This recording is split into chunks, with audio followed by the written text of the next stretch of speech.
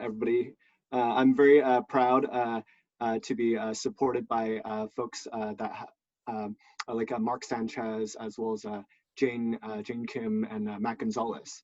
I'm running for San Francisco City College Board because I believe in ensuring that working and immigrant families can continue to thrive in the city. I was born and raised in San Francisco, and my entire family went to City College. When my dad came to this country as an immigrant, he worked at a factory, but after 9 months, he got laid off from his job. So he ended up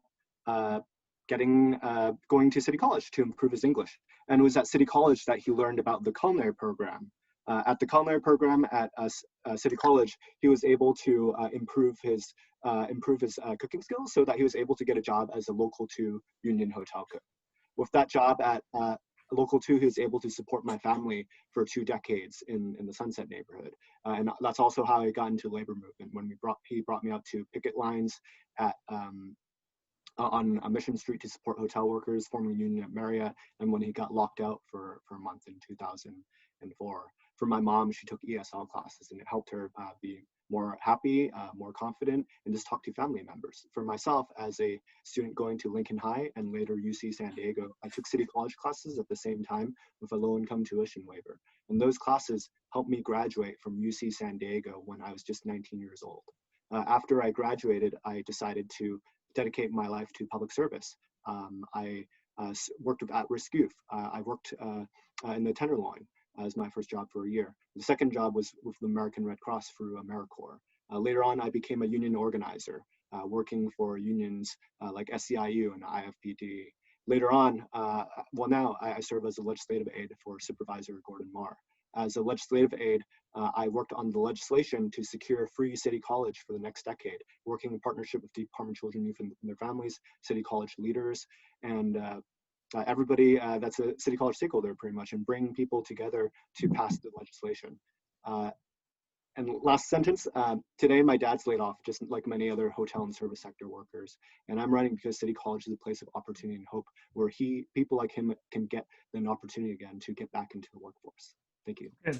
Thank you very much for that statement. Do we have any questions for Mr. Wong? Sorry to hear about your dad.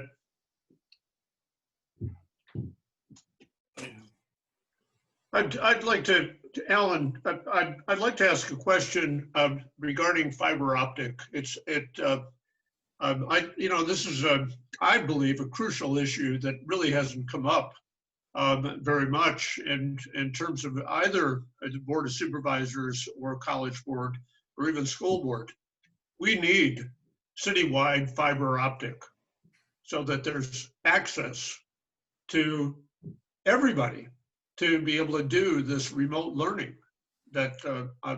Is there a possibility that the school board can actually take this up?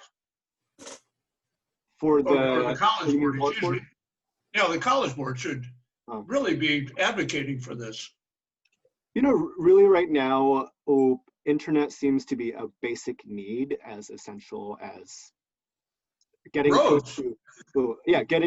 getting to be as essential as just like many of the other basic needs that people have. So, you know, I would like to see how we can support to the extent possible at City College, supporting universal access to the internet and having computer access so people are able to do work. People are able to do their homework and study for school. So, you know, so I would promote as much access as I can. You know, this is, as you mentioned, this is sort of a new topic, so I really need to kind of mull and talk to stakeholders about what are some ideas that we can do at City College. But that's something that's an idea and a concept that I feel that is something that we should be advocating for and working on. Good, great. I'll work with you on that. Other questions? I have a brief question for you, Mr. Wong.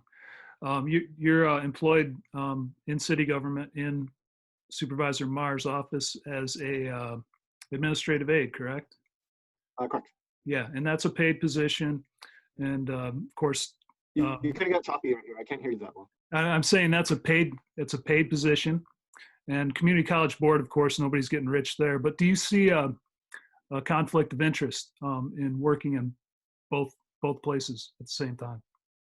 So there have been past trustees that have served as aides in supervisors' offices, for example, Ivy Lee and Tom Temprano, and they've been able to get advice from the legal counsel of City College, and they've advised that they basically need to make sure that there's a firewall between the work at City College and the work as aides. So in their capacity as aides, they don't work on City College issues. When I've gone to their office to talk about City College policy issues, they're not the ones that I talk to. There's another aide that handles City College policy issues. So that's how they maintain that separation. And in other places across the state, there are aides that have worked for state senators, state assembly members, all across the state at local community colleges that have been elected.